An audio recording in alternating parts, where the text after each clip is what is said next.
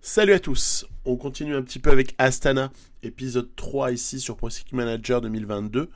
En attendant que je vous propose un petit peu la suite avec Intermarché ou Anti-Gobert. Et en fait, dans cet épisode-là, je vais vous montrer plusieurs choses, dont deux épreuves par étape assez intéressantes. Puis le gros morceau, sinon, ce sera le Tour des Flandres. Voilà, donc il s'était passé deux, trois petites choses déjà sur Paris-Nice et Tirreno, où on avait essayé de figurer correctement. Puis là, c'est Miguel Angel Lopez qui est aligné comme leader du côté du Tour de Catalogne, avec une équipe relativement, j'allais dire, faible.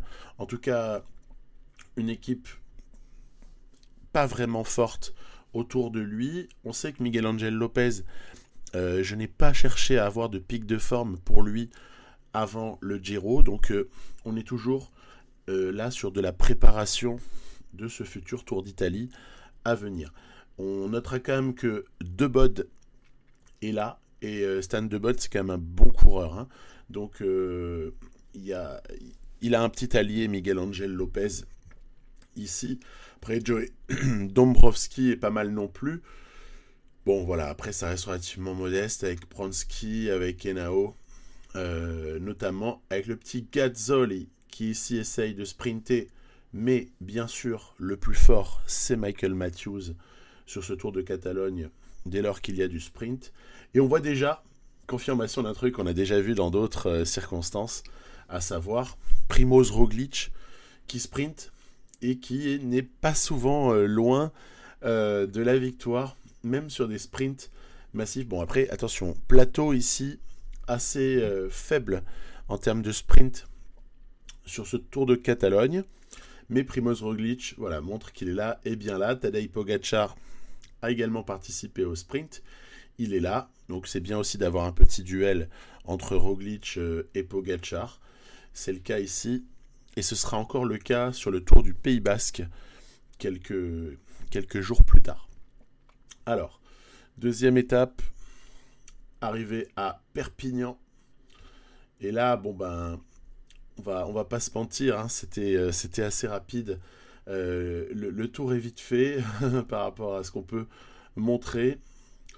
Euh, L'étape n'est pas passionnante, hein, mais bon, j'essaie quand même d'en prendre quelques petits éléments. Il va y avoir un sprint, et sur ce sprint, on va demander à Gazzoli aussi de se placer. Allez, Michael Matthews devrait l'emporter assez nettement, n'est-ce pas? Regardez, voilà, hop. Il a vraiment dominé ici. Et le petit Gazzoli qui a été coupé, hein, en fait, par Astana. Je crois que c'était avant même le Tour de France, hein, qu'on avait eu euh, ce petit souci. Enfin, pour lui, ça doit être un gros de dopage ou je ne sais quoi, qui avait fait que Gazzoli avait été coupé. C'est dommage parce que au final, le coureur représente un certain espoir en termes de sprint. Et puis c'est vrai qu'Astana n'est pas une équipe très riche en sprinters.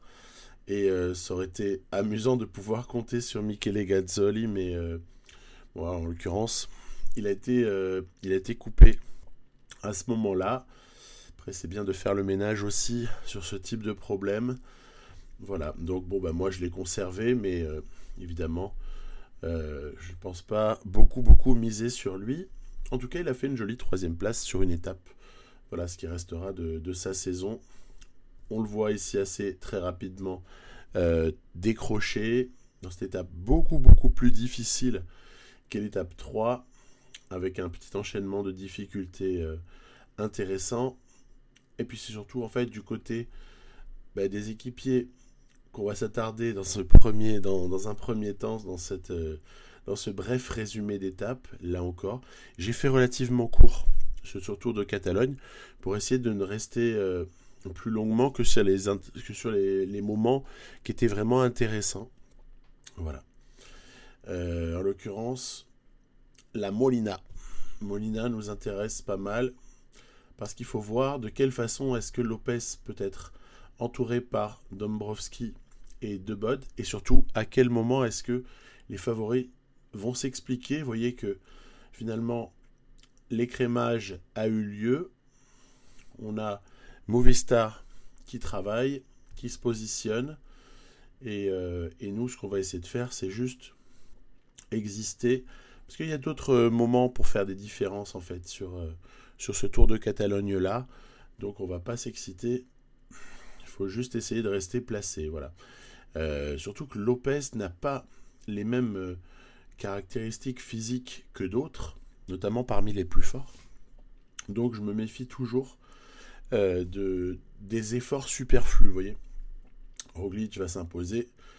Voilà, il a bien repris Hugh Carthy derrière Peyo Bilbao. Et puis finalement, les efforts Movistar n'auront pas été très très récompensés avec seulement une 4e place pour Enric Mas, juste devant Tadej Pogacar. Voilà une petite mise en route sur ce Tour de Catalogne où l'on y voit déjà un petit peu plus clair au général. Après 3 étapes, Roglic semble au-dessus. Reste à voir si certains de ses concurrents pourront refaire leur retard. Alors, donc au classement, voilà, Matthews. Ah oui, parce qu'en fait, Matthews, c'est quand même rigolo. Hein.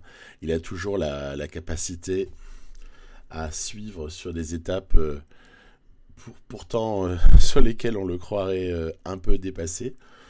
Mais il arrive quand même encore à sauvegarder pas mal de choses, notamment parce qu'il a une certaine polyvalence. Et puis c'est là aussi qu'on voit la manière dont le jeu se comporte dès lors qu'il a des notes physiques plutôt de très très bonne facture, ainsi que des notes en vallon notamment qui sont assez sympathiques. Ben, le gars n'explose pas sur une étape comme la Molina. Alors est-ce qu'il va souffrir sur l'étape 4 ? C'est tout ce qui m'intéresse au moment de la disputer et de vous la proposer. Ascension quand même déjà un petit peu plus conséquente parce que beaucoup plus longue, avec par contre une première partie dont on voit quelques pourcentages délicats à gérer, et en revanche la deuxième partie de l'ascension qui n'est pas non plus très très difficile. Donc là on est justement dans cette deuxième partie, il reste environ 9 km. On a encore un protecteur pour Lopez en la personne de Dombrovski. Qu'est-ce que ça peut bien donner ? Regardez Michael Matthews qui est encore là. Ça va être le running gag si Michael Matthews arrive à s'accrocher dans cette ascension vers Boytaul. Allez, c'est parti. Voilà, Roglic est prêt à lancer. Bilbao qui va. Voilà, ça y est, c'est parti. Enfin, les hostilités. Bilbao qui attaque. Roglic qui suit. Carthy également. Mas, Pogacar. Moi, j'y vais au curseur, hein, bien sûr, sur ce genre de cas-là. Et puis après, on voit ce que ça donne. Pogacar, notamment, et Vlasov devraient faire l'effort pour essayer de ramener pas mal de monde, alors que Roglic est parti tout seul. Mas est lâché. Et Lopez lui reste plus grand chose non plus en termes de barre. Hein. Ça a été délicat, mais il y a moyen quand même de s'accrocher à ce groupe là qui va se battre pour la 2e place. Donc on va essayer de le faire. On s'est accroché en fait à la roue de Tadej Pogacar. Et le Slovène va rattraper presque Primož Roglic, qui quand même s'impose. Donc voilà, on a une lutte entre les deux qui est plutôt sympa. 3e Storer. 4e Kelderman, et Lopez termine juste devant Mas à la 5e place. Donc là-dessus, une hiérarchie moi, qui me paraît pas ignoble, hein, ça va, tout est correct. On n'est pas venu en Catalogne pour gagner, mais on se place. Voilà, ça me convient tout à fait. Puis là, on observe encore tout ce qui peut être la supériorité par moment de Primož Roglic sur toutes ces séquences de calendrier là, où la version Primož Roglic World DB 22 est assez intouchable et l'emporte même hein, sur quelqu'un comme Tadej Pogacar. C'est quelque chose qui m'a toujours choqué dans la partie avec Intermarché ou Antigobert, parce que je constatais comme ça que Roglic semblait il semblait tout terrain, peut-être plus qu'il ne l'est réellement. Il n'était pas souvent touché par la malchance. Alors que malheureusement Roglic, de la malchance, il en a connu pas mal de fois au cours des dernières années. Et du coup, ça fait des résultats qui, mis bout à bout, sont assez excellents. Et voire même à des moments des périodes de domination qui sont assez exceptionnelles et limite décourageantes pour l'adversité. Alors on essaye de sprinter ici dans le final de l'étape 5. Allez Gazzoli, tu peux le faire mon grand. Tu peux le faire. Non, voilà. Michael Matthews aura le dernier mot. 3e étape pour le sprinter australien. Et on aura comme ça une brochette d'accessite pour quelques coureurs qu'on connaît et qu'on apprécie, que ce soit Champoussin, que ce soit Tom Skynes, que ce soit Fraile, je crois. On a finalement des sprints qui sont assez ouverts dans ces cas-là. C'est-à-dire que ça se joue surtout sur la forme du jour. Et je n'ose pas dire, comme sur une classique, que ça se joue sur la fraîcheur, parce que là, c'est pas vraiment une étape très très longue. Donc ça se joue vraiment juste sur la forme du moment et sur le fait aussi d'avoir choisi la bonne roue. Étape 6, ma foi, il semblerait que c'est pas là-dessus non plus que le général va se jouer. D'autant plus que la course est relativement anesthésiée dans sa première moitié. Normal, on est très loin de l'arrivée. Donc les principales difficultés qui s'y situent ne sont pas du tout déterminantes. Voilà comment on va tout doucement avancer et se retrouver dans le final. Là, moi, je m'étais dit à ce moment-là, oh, chute de Pogačar, quel dommage. Quel dommage cette chute. Donc là, c'est dommage parce que Tadej Pogačar, il y avait encore moyen d'assister à une bagarre à l'étape 7 entre lui et Primož Roglic pour la gagne peut-être dans ce Tour de Catalogne. Et Pogačar se retrouve ici en plus un peu tout seul. Alors là aussi j'étais un petit peu déçu de voir cette forme de dysfonctionnement. On l'avait abordé dernièrement. Là je vous avais montré une situation de course dans laquelle il était étrange de constater que le vrai leader n'était pas réellement attendu et soutenu par ses équipiers. Ben là c'est un petit peu la même chose. Et on va avoir ici qui est-ce qui va s'imposer. Regardez, au sprint, ce que je disais en préambule en fait de ce Tour de Catalogne. En fait, c'est carrément Roglic qui vient taper Matthews. Donc là, on vient pas d'assister au meilleur de PCM sur ces dernières minutes. La chute qui fait perdre du temps, à la limite, on peut se dire que c'est du cyclisme. Le fait que personne de l'équipe UAE n'attende Pogačar, c'est déjà beaucoup plus discutable. Le fait que Roglic batte Matthews sur une arrivée quand même relativement plate, là aussi, je suis un peu choqué, je vous l'avoue. Et puis finalement, nous, on se retrouve là, après une course qui n'a pas été du tout palpitante.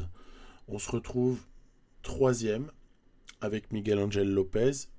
La minute et quelques, minute 20 environ, je crois, de retard sur Primož Roglic semble bien délicate à refaire, mais par contre, il y a peut-être quelque chose à gagner au niveau de l'écart avec Michael Storer, qui actuellement, du coup, se retrouve 2e, puisque Pogačar a concédé pas mal de temps sur ce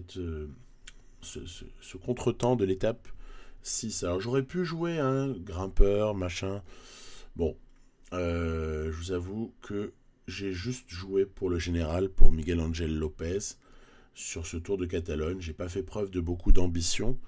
On sera beaucoup plus offensif et plus agressif également sur le Tour du Pays Basque, où on ira avec une configuration totalement différente. Ce sera la dernière partie de l'épisode. Là par contre quand même, sur les multiples ascensions de Montjuïc, on essaie à la fin, après s'être mis aux avant-postes le plus longtemps possible, on essaye de partir, et vous voyez en fait, Primož Roglic a su rester vigilant.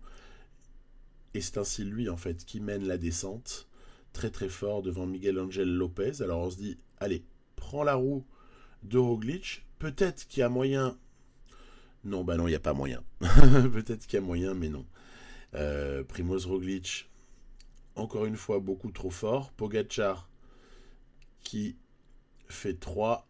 Et peut-être les secondes de bonification glanées par Lopez, plus un minuscule écart avec les poursuivants, vont nous assurer la deuxième place. On va voir ça de suite. En gros, est-ce que Storer a perdu assez de temps?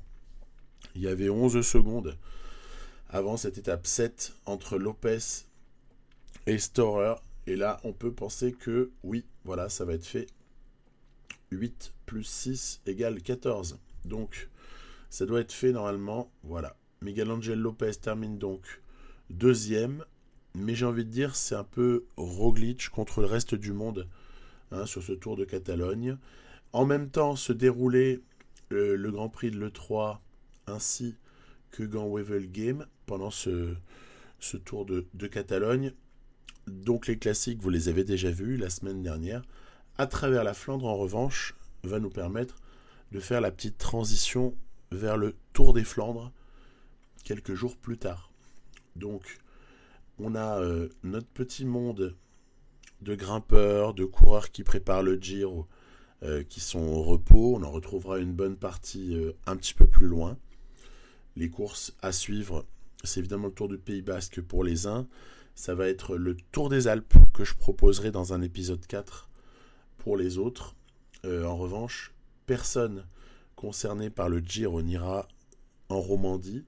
Et puis alors donc pour ceux à travers la Flandre, bon bah ça c'est une course qui est en général un petit peu moins relevée, qui précède de 4 jours le Tour des Flandres et qui a toujours des parcours assez intéressants avec de vraies possibilités de s'illustrer. On y est avec notre équipe que je vous avais montré donc sur les classiques pavés précédentes, à savoir une équipe orientée autour de Gianni Moscon, de Fabio Fellini et de Simone Battistella. Donc ces trois-là font figure de coureurs protégés ici. J'ai emmené Alexei Lutsenko pour qu'il ait un petit jour de course. En fait, ça faisait partie de son planning. Mais Lutsenko ensuite sera envoyé sur le Tour du Pays Basque et sera réservé pour l'Amstel.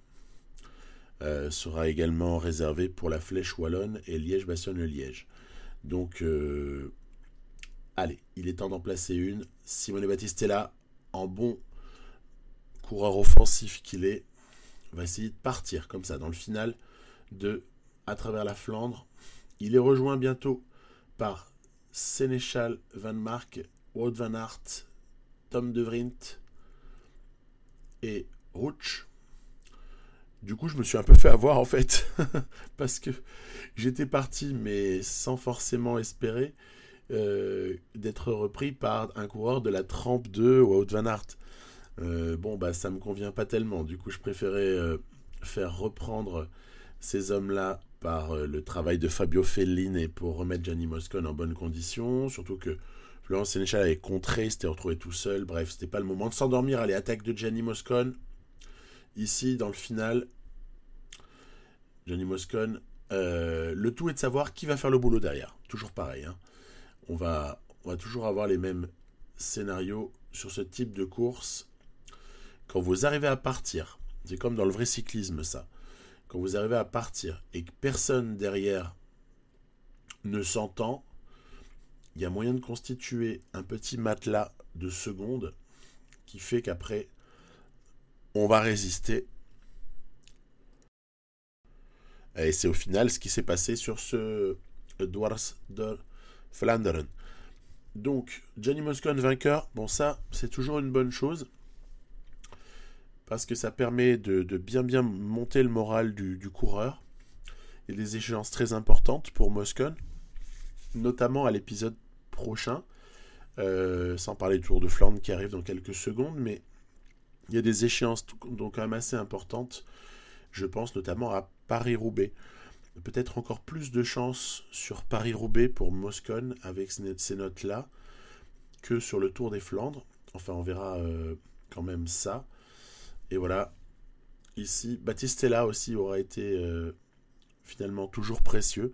Il y a un moment donné où celui-là devra en claquer une, hein. Simone Battistella, c'est quand même du bonbon coureur. Pour le moment, on a donc fait le boulot. Lopez est allé compléter les demandes du sponsor avec ce top 5 en Catalogne. Et ce qu'il va falloir noter à ce moment-là, c'est que on nous demande aussi une belle performance sur le Tour des Flandres. On veut un top 5 aussi du côté du sponsor. C'est pas évident quand même. On va essayer de l'accrocher en se battant toujours avec une certaine tactique. Je suis avec les mêmes hommes, mis à part donc Lutsenko qui était venu faire une toute petite apparition en Belgique. On a pas mal de jours de course à ce stade-là. La fatigue, ça va, mais on a tout le monde sous pic de forme, hein. Donc c'est quand même une préparation qui a fonctionné. Cette préparation dont je vous parlais il y a 3 semaines et dont je reparlais également la semaine précédente. C'est ce qui m'intéresse aussi dans cette partie-là, c'est voir si les modèles proposés ont été efficaces ou s'il y a du bug dans la matrice. Bon, c'est pas le cas. Donc, tout le monde est sous pic de forme, ce qui veut dire qu'il y a de très très bonnes notes, très bonne forme du jour, surtout.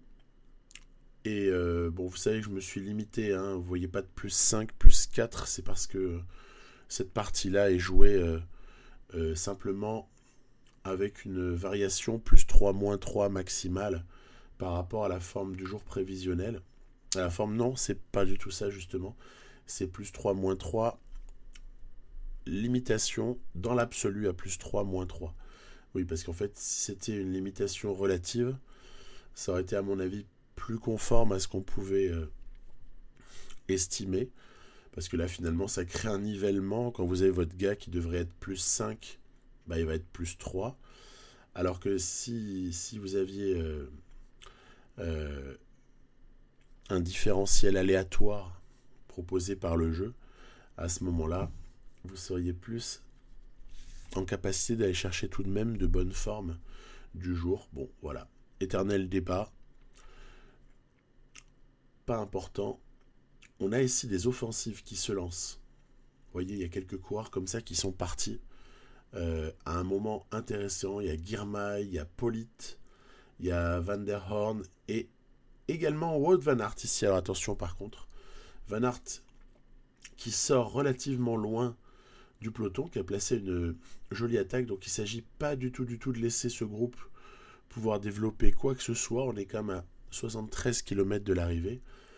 Et donc, à ce moment-là, il me reste encore des équipiers pour travailler. Et je ne tiens pas non plus à ce que cette course s'achève avant même d'avoir commencé. Allez, ça ressort dans le deuxième passage du vieux Quarmont. Vous avez vu que sur le premier passage, pas grand-chose ne s'était passé. On s'était contenté un petit peu de suivre les choses. On a encore un certain nombre d'équipiers, même si Basso c'est terminé, Guidish, Fedorov, Battistella, c'est pas loin de la rupture. Zakharov s'est terminé depuis longtemps. Ici, attention à Mathieu Van Der Poel. Il faut prendre sa roue. Ah là là, il y a un bloc ici par Van Aert. Il faut être vigilant ici. 50 km de l'arrivée, des fois c'est ici que les choses peuvent se préciser. On sait, après le Paterberg, ça descend. Et comme on vient de le voir à l'instant, ça peut être décisif. On arrive ici dans le Koppenberg. Van Aert a un équipier pour essayer de durcir, c'est Tish Benoît. Et il semble s'empêcher d'attaquer ce que ne fait pas Dylan Van Baarle. Van Baarle qui en plante une. Alors là par contre, on a les cadors qui réagissent. Parce que Dylan Van Baarle, ça fait réagir tout le monde. Et regardez ici, Van Baarle en remet une. Qui va le suivre? Bah, pas Madouas, pas Vermeersch. Seul Van Aert va partir avec Dylan Van Baarle. Madouas derrière fait semblant de résister. Nous également, parce que je ne vois pas pourquoi je roulerai pour les autres. Il vient un moment où on n'est absolument pas favori, donc voilà.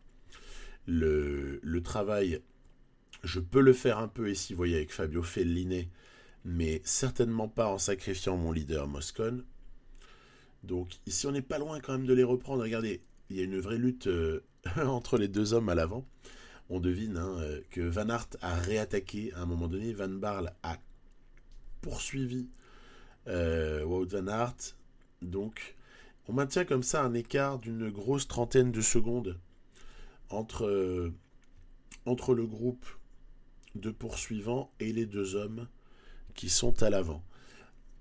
Au moment d'attaquer le dernier enchaînement, Vieux-Quarmont-Paderberg. Et là, j'ai pas le choix par contre. Là, il faut bouger. Il faut bouger absolument. Une fois que Fellini a donné tout ce qu'il pouvait, Gianni Moscone attaque. Il est accompagné par Mathieu Van Der Poel. Les deux hommes ont près d'une vingtaine de secondes sur les poursuivants. Et par contre, dans le vieux Quarmont, on a quand même pris cher au niveau de l'écart. Ouais, alors là, c'est la Bérésina derrière. Hein. Tout le monde a souffert, c'est complètement éclaté dans tous les sens. Ouais, c'est compliqué parce que Van Der Poel ne semble pas en capacité de nous relayer. Moscone est pas mal. Asgreen et Stuyven rentrent sur ce groupe de poursuivants. Et à l'avant, regardez, ça bascule. Ça bascule pour Van Aert et Dylan Van Barle. Ça va être compliqué à reprendre tout ça. Derrière, on a Anthony Turgis, notamment. Il y a même Julien Alaphilippe. Il y a même Matteo Trentin et un équipier de Van Aert en la personne de Tish Benoît pour réintégrer le groupe de poursuivants. Ouais, mais en fait, au lieu de rouler, tous ces poursuivants-là, ils se sont endormis. Et personne ne sera en capacité d'aller reprendre les deux hommes de tête, semble-t-il, qui se sont construits une avance assez confortable. Attaque de Van Aert, puisque la course maintenant c'est à l'avant qu'elle se passe. Attaque de Wout Van Aert, Dylan Van Barle qui résiste tant qu'il peut. Regardez, terminé. Cinématique de défaillance. Van Aert, il lui en reste. Ok, c'est joué, semble-t-il. Donc maintenant la lutte peut se faire derrière pour une hypothétique troisième place. Asgreen, ouais c'est marrant, c'est par vague.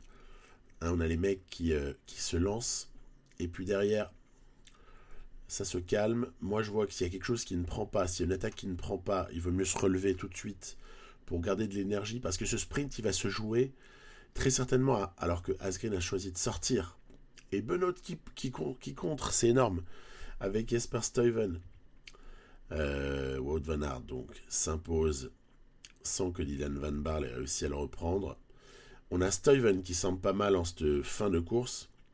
Tish Benoît n'est pas mal non plus. Oui, mais voilà, Gianni Moscone a gardé de la réserve, alors qu'on voit Asgreen qui est arrivé juste avant également. Il avait finalement réussi à sortir de ce groupe de poursuivants pour une place d'honneur, 3e. On va donc faire 4e, mais ce qu'il faudra retenir, moi ce que je retiens de ce Tour des Flandres, c'est quand même une exceptionnelle attaque à 40. Il y en avait une première un peu avant, mais il y en a surtout une à 42 km de l'arrivée de Dylan Van Barle avec Wout Van Aert. Et finalement, on n'a jamais revu ces deux hommes-là.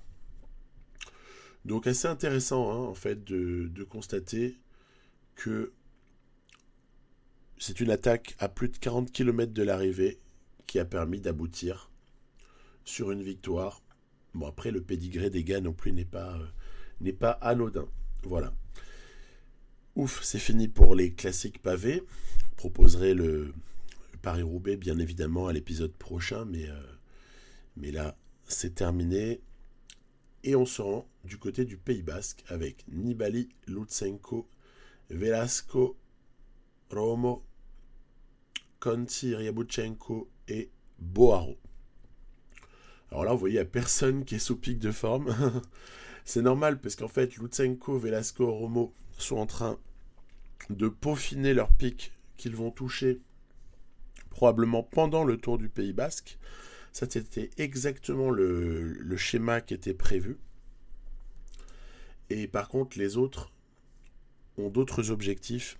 Certains, par exemple, comme Vincenzo Nibali, sont plutôt planifiés pour le Tour d'Italie. Contre-la-montre inaugurale, alors toujours excitant de jouer un petit contre-la-montre comme ça de quelques kilomètres au tout début. On s'aperçoit que la vérité n'est sûrement pas bien loin de... Allez, Vincenzo. Ah, dommage. Dommage. Il pouvait pas faire mieux. La vérité se situe aux alentours de 88-90. Parce qu'il y a une deuxième partie de contre-la-montre, on va le voir avec Lutsenko juste après, qui descend. Donc j'ai ajusté un petit peu mon estimation de l'effort nécessaire. Après, on a regardé un petit peu quelques favoris, comme Timen Arensman, quelques favoris de ce Tour du Pays Basque. Arensman termine pas bien, termine trop loin de Sobrero. Carapace, que fait-il? Puisqu'on a vu du très très grand Richard Carapace en ce début de saison, 27 secondes concédées par l'Équatorien. Allez, maintenant c'est à Lutsenko d'y aller. Lutsenko, c'est une vraie possibilité de perf. Ici, sur cette première étape, on y va tranquille, vous voyez, 88, voilà.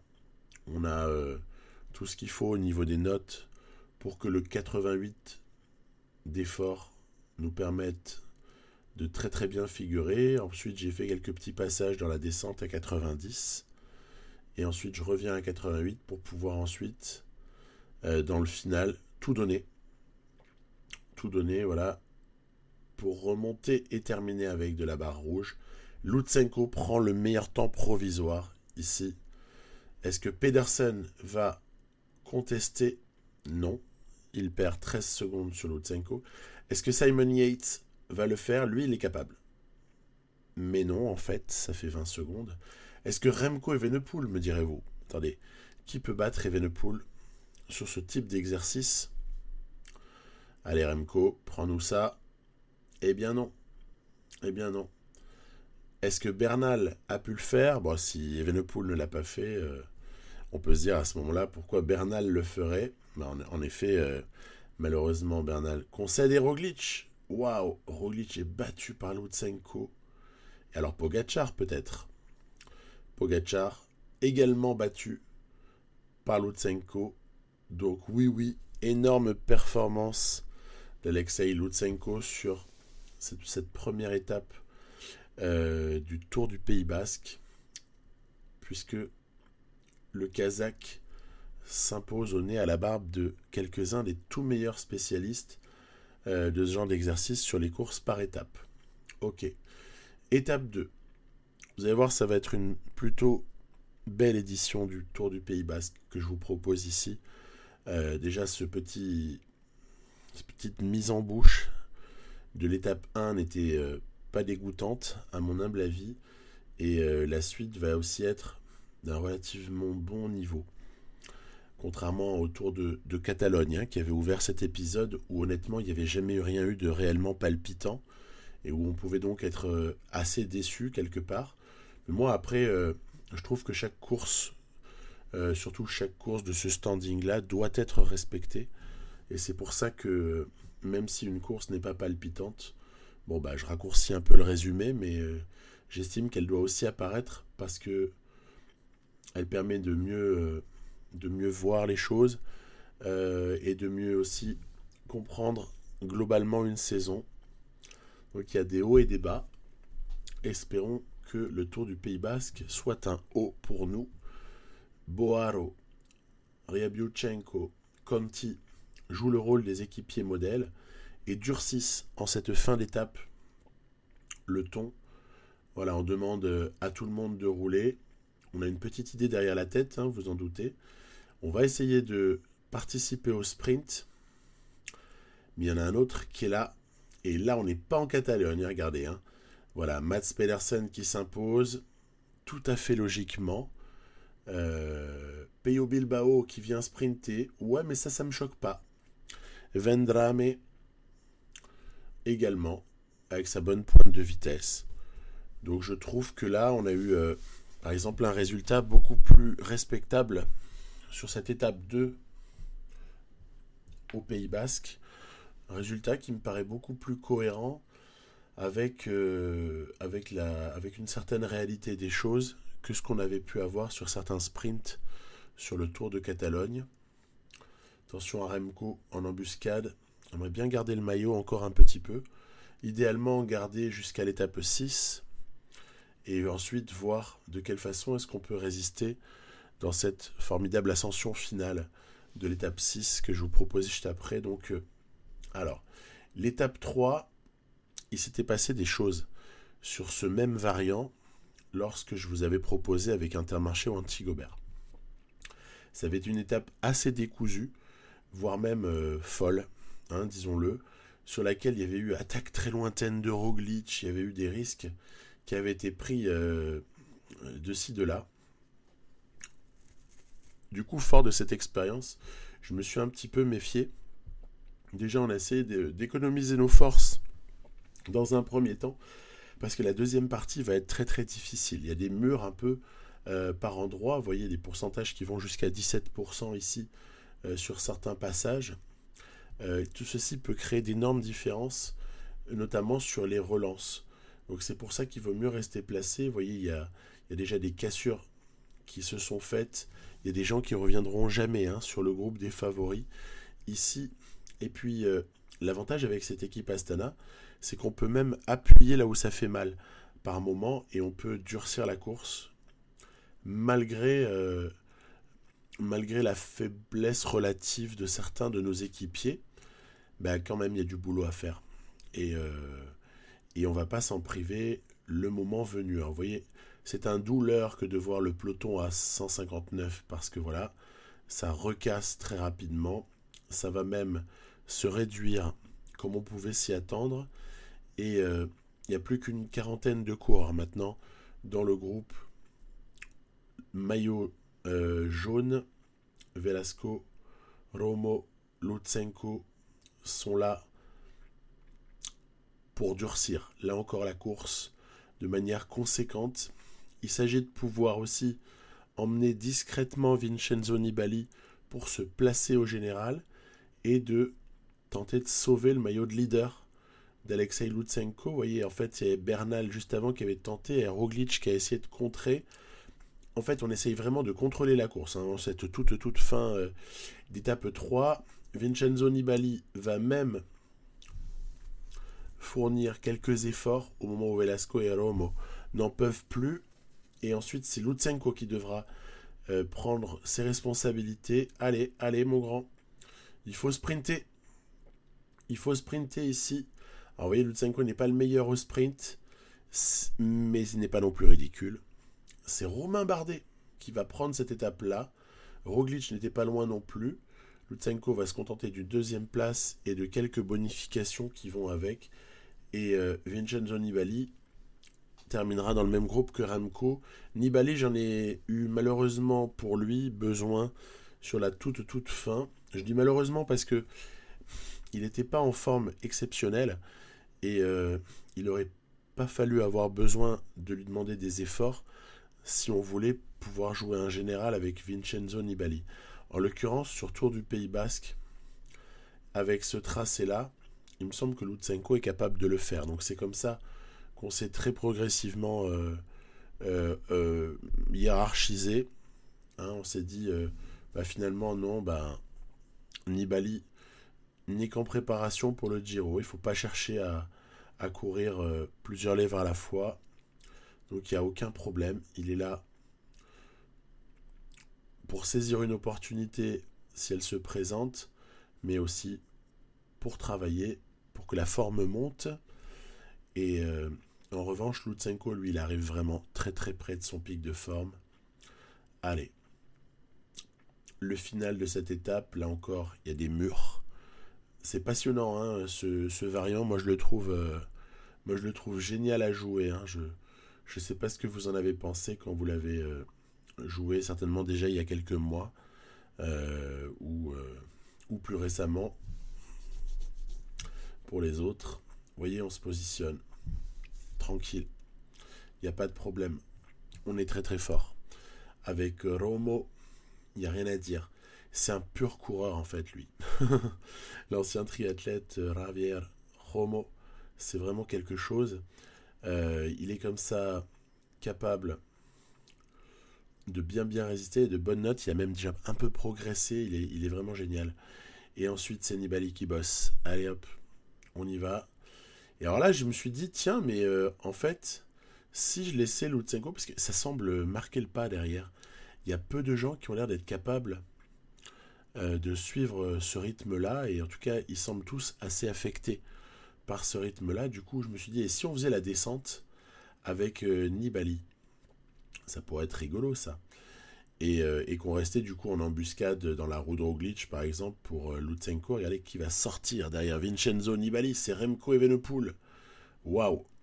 Et là, question est de savoir si Remco va faire preuve d'avarice et compter ses coups de pédale, ou si lui, au moins, va essayer quelque chose. Vous voyez, je mets ça en perspective avec une étape 7 de Paris-Nice, par exemple, où il ne s'agit pas du tout de Remco dans mes propos, mais plutôt de d'autres coureurs qui, comme Bardet ou Alaphilippe, par exemple, qui, dès lors qu'on est avec eux, alors qu'on a une vraie chance de victoire sur la promenade des Anglais en descente du col d'Aise, vont refuser de collaborer.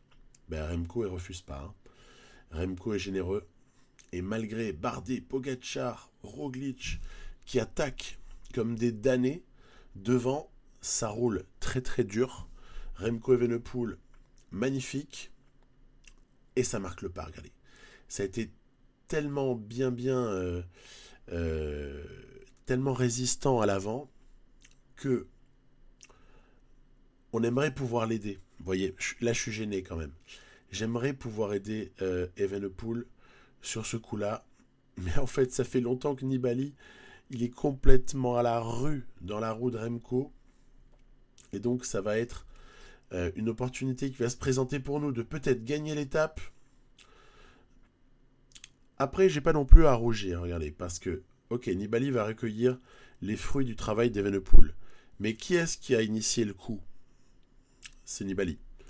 Donc, je trouve pas que la victoire ici sur ce coup soit immorale. Je pense simplement que c'est vrai qu'on n'était pas capable de rouler avec Remco et on la gagne sur la fin parce que finalement au sprint entre Remco et Nibali, il n'y en a pas un qui est meilleur que l'autre. Il y avait juste une petite réserve de barres supplémentaire pour Nibali. Hein. Et donc voilà une belle victoire pour Vincenzo sur un scénario où finalement Evenepoel reprend un peu de temps au général, mais pas non plus énorme parce qu'il en avait déjà concédé malheureusement pour lui. Vous voyez, il est à 18 secondes, il est en 5e position Evenepoel. Nibali se rapproche légèrement, ça me dérange pas, au contraire. Et puis surtout, on en claque une jolie quand même, surtout du Pays Basque pour la dernière saison de Nibali. Cette victoire est très appréciable. Dans la foulée, étape 5.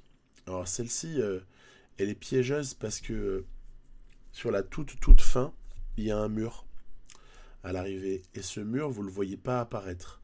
Quand vous regardez le variant comme ça, il faut vraiment aller zoomer sur la configuration de l'arrivée pour se rendre compte que oui, il va y avoir un mur à l'arrivée.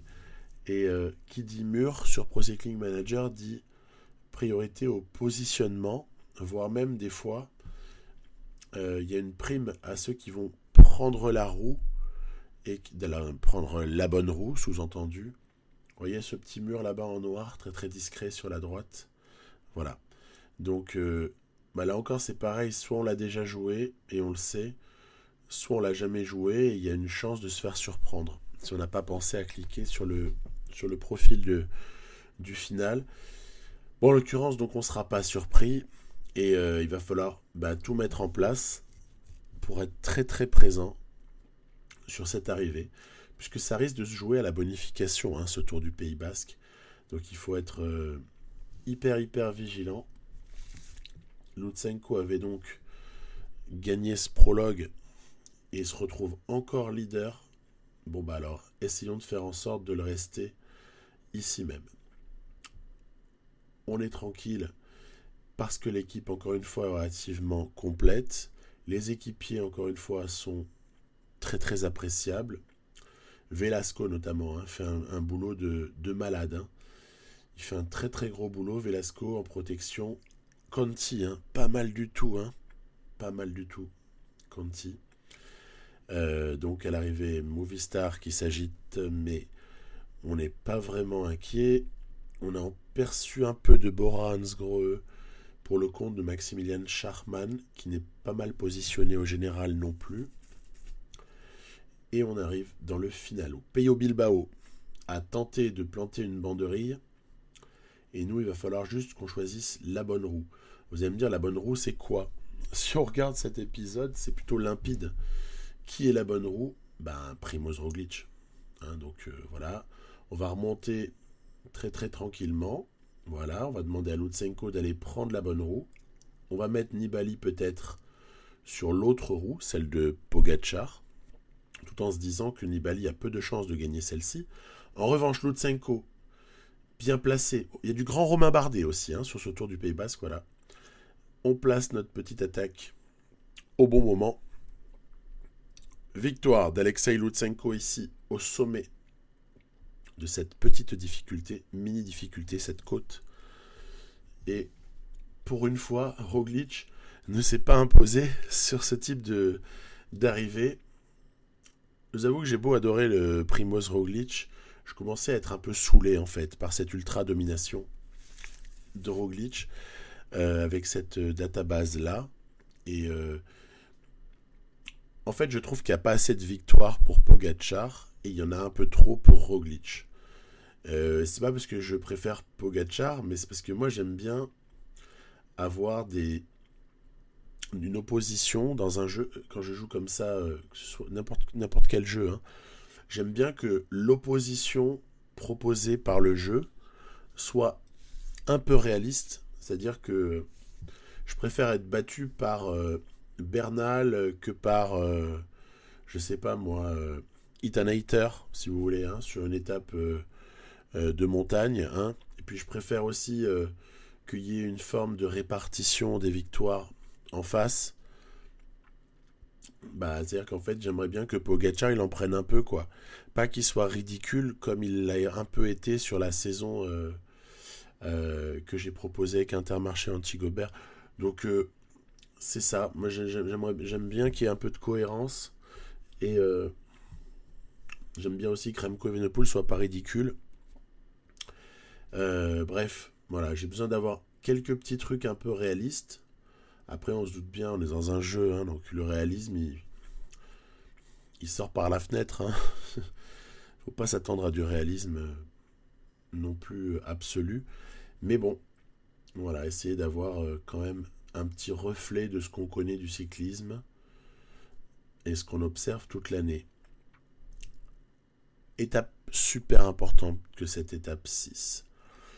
Parce que quelque part, il y a quand même une victoire à aller chercher au général pour Lutsenko.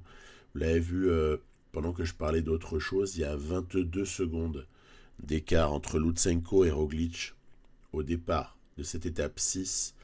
Il va donc falloir qu'au pire des cas, Lutsenko termine pas à plus de 11 secondes de Roglič au sommet, au cas où Roglič l'emporterait et prendrait les 10 secondes de bonification. Donc la mission, elle est là, elle est même pas, moi je parle même pas de victoire ici, d'étape. Moi c'est vraiment en termes de limiter l'écart avec Primož Roglič, c'est ça qui m'intéresse, à supposer que Roglič en tout cas soit la meilleure carte du jeu en face de nous. Nibali n'est pas mal, ça pourrait nous aider beaucoup. Il y a du bon Vincenzo Nibali. Lutsenko a touché son pic de forme, bien sûr. Romo n'est pas mal non plus. Il a aussi touché son pic de forme, tout comme Velasco. Donc, allez, on se lance dans la dernière difficulté du jour. Celle-ci est vraiment importante. On va rester un poil sur la défensive dans un premier temps. Et on va essayer d'observer les choses. Donc là, moi, je me lance pas du tout dans un écrémage, on n'en a pas les moyens, on n'est pas capable de faire ça. Ici, observons Pogačar, observons Bilbao qui semble chaud, observons Roglič, qui essaie de sortir, Bernal également peut-être dans le coup là.